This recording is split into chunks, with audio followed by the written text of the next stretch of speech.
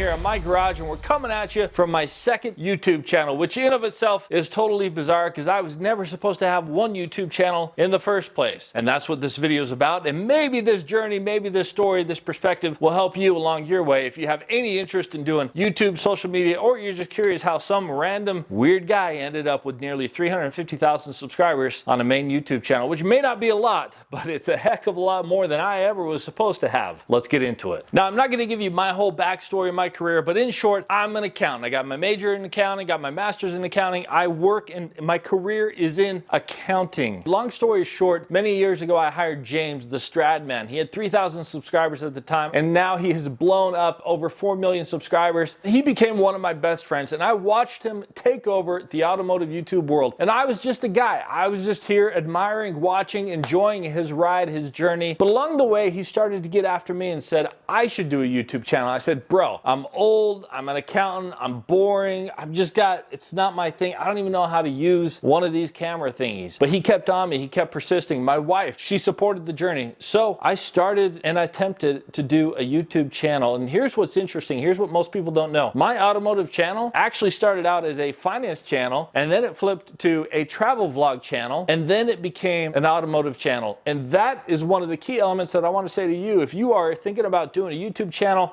or any sort of social media, the most important thing is that you just start doing something. You can always evolve and transform and change along the way, because one key element you got to keep in mind is probably most likely for most of you, your first video, no one's going to watch it. My first video, my wife, myself, and my mother-in-law. I had 3 views on my first videos. My finance videos, they were boring. The travel vlog channels got a little bit better because I kept practicing, I kept going, I kept hustling, trying to figure out my style, who I was, how to film a quality, interesting YouTube video that some people might start watching. But regardless how bad those videos were, the key element is that I tried, that I attempted things, that I experimented, that I figured out how to film, that I edited my own videos, and I practiced that along the way. You get better filming when you edit your own videos because you understand the shots, the angles, how long to do the clips. You understand all of that so much better. So another key element for you is try to edit your own videos from the get-go. And if you don't have a lot of money, you can do what we did. And you can try a free trial on the editing software. A lot of people use Adobe Premiere Pro. Some people use Final Cut Pro, Mac, Windows, whatever. You can use Splice on the iPhone. There are so many different ways that you can get a free trial of editing software out there. You also don't need to buy a fancy camera. It's highly irrelevant in this day and age. I bet it's likely that you got an iPhone, an Android, a Samsung, a Galaxy, something, some sort of phone with video capabilities. And if you don't, your parents do. If your parents don't, your friends do. Somebody you know likely has one. That's all it takes. You put it up, you start filming, you figure out the rest from there. The main point I want to reemphasize with all of that is it doesn't matter what camera you use, what you start filming. The main thing is you start filming. That's what I had to do. The reason I exist on YouTube is because of James, but the reality, the truth is, I wouldn't exist if I hadn't put in the work myself. If I hadn't filmed my own videos, edited my own videos, done the work, done the time, learned the trade, learned the craft. Now, I'm not great, I'm getting better, but I put in the work. I was the one up till 2 or 3 in the morning editing my videos and then getting up bright and early to go to work the next day. Now, on that point, it may seem obvious that I do an automotive YouTube channel because that's what James did and that's what I was used to. That's where we hung out. But as I mentioned, I started out doing a finance channel and a travel vlog channel because I didn't want to do